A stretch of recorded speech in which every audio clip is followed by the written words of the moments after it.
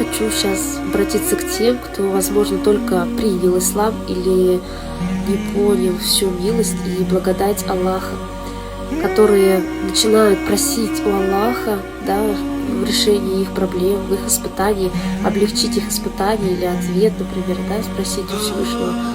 Но они через какое-то время начинают говорить, что Аллах им не ответил, или нет, молитва не помогает, я не буду больше этого делать, потому что это бесполезно.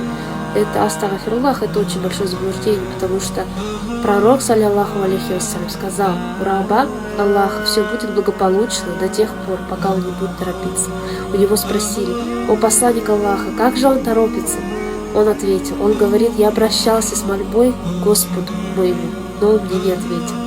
Ответ не поступает так быстро. Очень много причин тому, что ответ не поступает быстро. Надо укреплять иман.